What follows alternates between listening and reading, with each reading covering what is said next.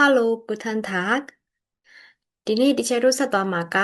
Lection 2 Lection 2ဆိုတာက Lection 2 Minor Family ဆိုတဲ့အခန်းဖြစ်ပါတယ်ဒီအခန်းကိုတော့စာလိုက်နိုင်မှုရှာဆိုလို့ရှိရင်တချင်ရှေ့ဗီဒီယိုတွေထဲမှာသင်ထားပေးခဲ့တဲ့ personal pronouns ပုဂ္ဂလနာမ်စားတွေ possessive pronouns ပိုင်ဆိုင်မှုပြတဲ့နာမ်စားတွေအဲ့ဒီနှစ်ပုဒ်ကိုကြည့်ပြီးမှဒီအခန်းကိုလိုက်နိုင်မှာဖြစ်ပါတယ်ဒီအခန်းထဲမှာအဓိကပြောမှာကငါရဲ့အကိုငါရဲ့အဖေငါရဲ့အမေငါမိသားစုငါညီမလေးငါရဲ့ဆိုတဲ့ဟာတွေသူရဲ့အဖေသူရဲ့အမေတင်ရဲ့အဖေတင်ရဲ့အမေသူတို့ရဲ့အဖေသူတို့ရဲ့အမေဒီလိုပုံစံနေနဲ့တော့မှဖြစ်တဲ့အတွက်အဲ့ဒီတရားနှစ်ခုကိုချိန်ညံ့အောင်ကြည့်ခဲ့ပါပြီးတော့မှဒီ vocabulary ကိုကြက်ပါတစ်ပတ်ကိုအနည်းဆုံးတစ်ခါပေါ့နော်သင်ပေးမှာဖြစ်ပါတယ်ဒီဗီဒီယိုတစ်ပတ်အနည်းဆုံးတစ်ခါသင်ပေးမှာဖြစ်ပါတယ်အဲကြတော့စာသင်တဲ့အခါမှာလိုက်နိုင်မှုရအတွက်ဆိုလို့ရှိရင် teacher သင်ပေးတဲ့အစဉ်လိုက်ကိုလိုက်ပြီးတော့ကြည့်ပေးပါနော် lernen ပေါ့နော် lernen ဆိုတာကလေ့လာသည် der Park ဆိုတာကပန်းချံဒီမှာပါတဲ့ s လေးတွေ and လေးတွေဆိုတာကကြတော့အများကိန်းကိုပြောတာဖြစ်ပါတယ်ဒီ park ဆိုတဲ့ပန်းချံကိုအများကိန်းပြောင်းမယ်ဆိုရင် s လေးပေါင်းနဲ့ pause ဆိုတဲ့အနားယူချိန်ကိုအများကိန်းပြောင်းမယ်ဆိုလို့ရှိရင် and လေးပေါင်းပါတယ်ဒါကအများကိန်းတွေအကုန်လုံးရဲ့ article တွေဆိုလို့ရှိရင်တော့ d လို့မှတ်ပါတယ်တခြားဒီနောက်တစ်ခုချင်းစီ article ကတော့ကိုလွတ်ချက်မှရပါမယ်ဂျာမန်မှာ article ၃မျိုးရှိတယ် der die das ဆိုတဲ့ article တွေဖြစ်ပါတယ်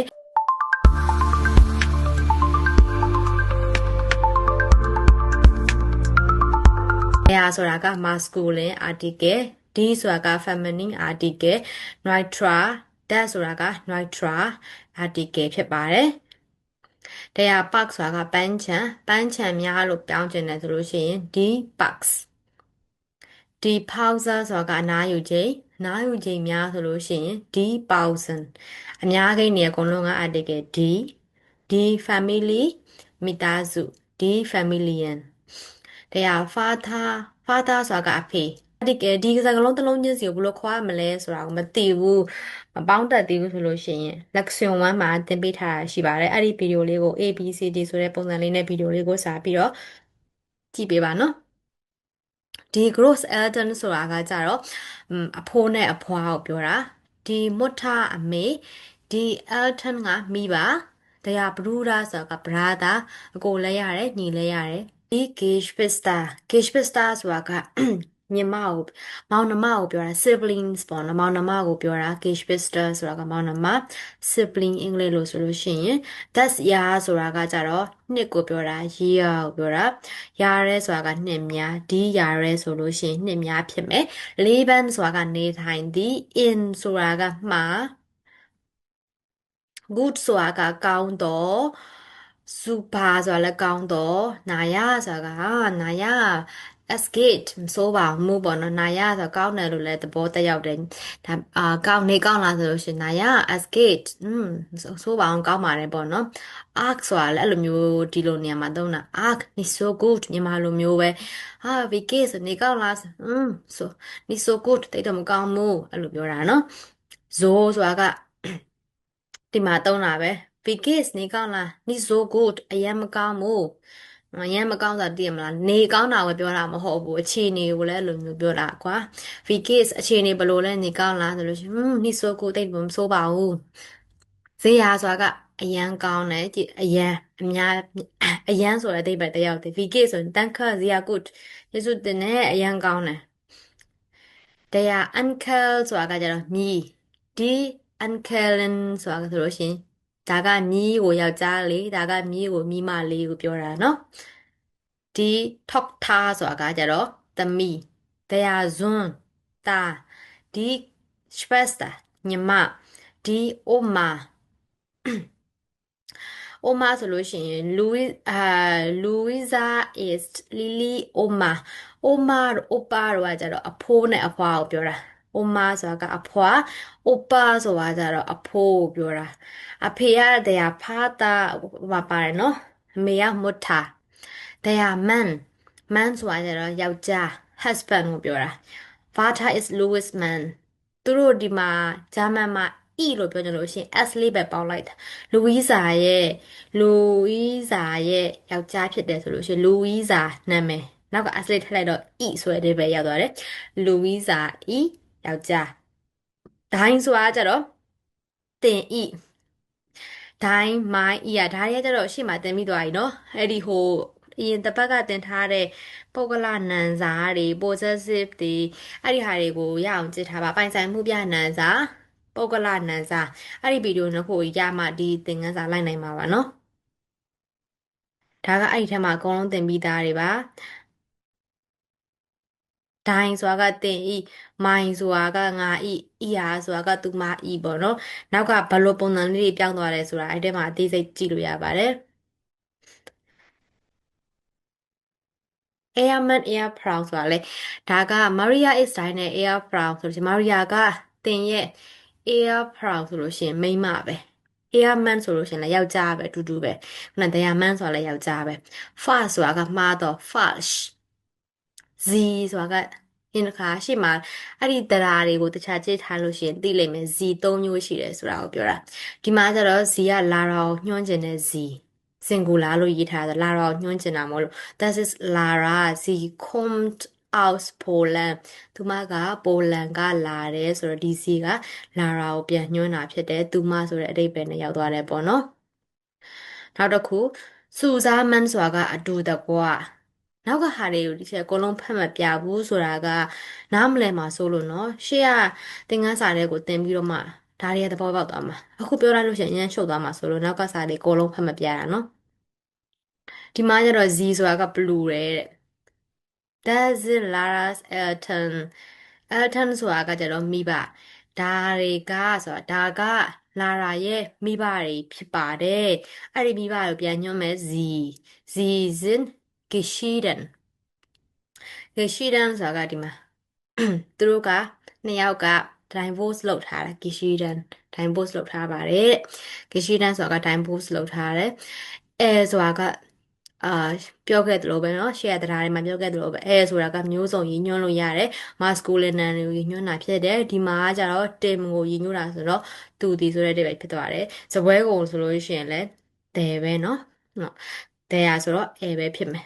bonus ဆိုတော့နေထိုင်သည် yes ဆိုတာကအခုer ဆိုတာကတင်တို့ဤ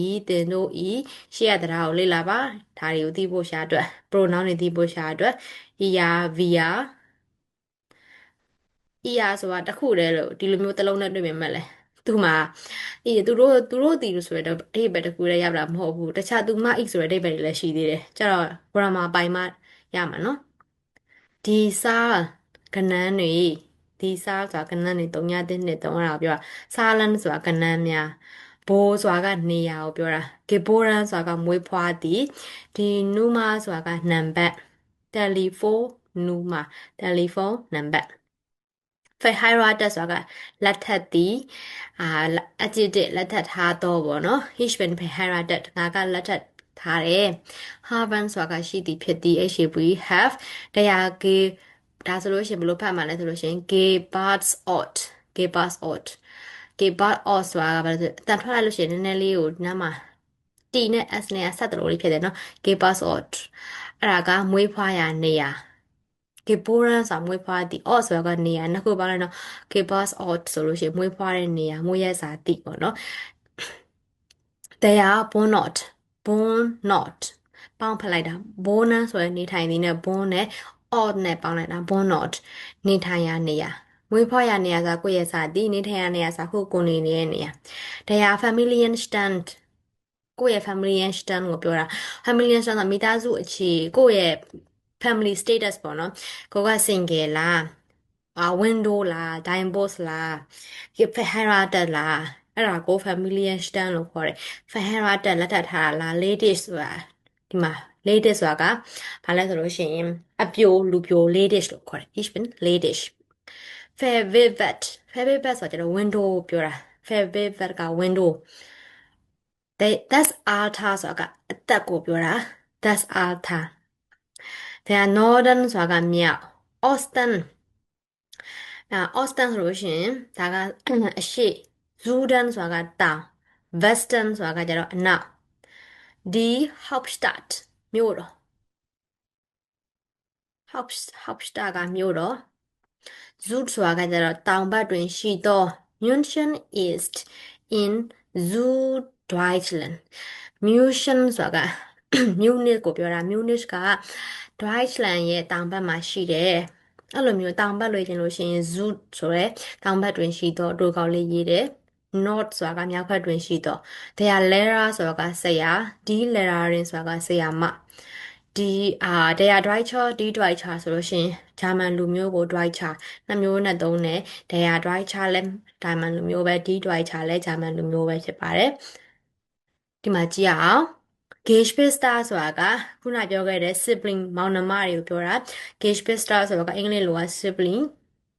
မြန်မာလိုဆိုလို့ရှိရင်မောင်နှမတွေပေါ့နော်အဲ့ဒီမှာဘာတူပါမလဲအငယ်လဲရတယ်ကြီးလဲရတယ် Bruder ဆိုတာက Der Bruder Die Schwester ဆိုတာကအမညီမကိုပြောတာ Bruder ဆိုတာကအကိုမောင်ကိုပြောတာဒီ Mutter ဆိုတာကျတော့အမေရဲ့ကလေးဆိုတော့ Der Sohn သားဒီ Tochter သမီး Der Vater အဖေဒီ Eltern သူတို့ကလေးတွေဘက်ကကြည့်လို့ရှိရင်ဒီမြောက်ကမိဘနှစ်ပါးဒီ Uncle မိမလေးဒါကtheir uncle ဆိုတာကညီ their oppa ကကြတော့အဖိုးဒီ oma ကကြတော့အဖွာသူတို့နှစ်ယောက်ကိုကလေးတွေအနေနဲ့ခေါ်မှာကဒီ gross eltern ဒါဆိုလို့ရှိရင် gross eltern ဆိုတာကကိုယ့်ရဲ့အဖိုးနဲ့အဖွာခေါ်တာဖြစ်ပါတယ်ဒီလိုမျိုးဂျာမန်စာတွေကိုအပတ်စဉ်သင်ပေးသွားမှာဖြစ်တဲ့အတွက်ဂျာမန်စာကိုအခြေခံကနေစပြီးတော့နိုင်ငံတကာတင်ရိုးနဲ့တင်ချင်တဲ့ Shredder Plus 9စာအုပ်ဖြစ်ပါတယ်ဒီစာအုပ်ကဒီစာအုပ်နဲ့တင်ချင်တယ်ဆိုလို့ရှိရင်ဒီချက်ရဲ့ channel လေးကို follow လုပ်ထားပေးပါဒီချက်အပတ်တိုင်းဂျာမန်စာတွေကိုဒီ Shredder Plus 9 RI4I နဲ့ကနေပြီးတော့အပတ်တိုင်းသင်ကြားပေးသွားမှာဖြစ်ပါတယ်ဒါချဲတင်တဲ့စာအုပ်ပါ Shredder Plus 9 RI4I ကနေတင်တာပါအခုအပြင်မှာတင်နေတဲ့စာအုပ်တွေကလည်းဒီစာအုပ်တွေပါပဲအတူတူပဲကျတော့ကိုကဂျာမန်စာကို subscribe လုပ်ချင်တယ်ဆိုလို့ရှိရင်တော့ channel လေးကို subscribe လုပ်ခဲ့ပေးပါကိုကဆရာမတင်အောင်နားလဲတယ်ဆိုလို့ရှိရင်လည်း like လေးလုပ်ခဲ့ပေးပါကျေးဇူးတင်ပါတယ်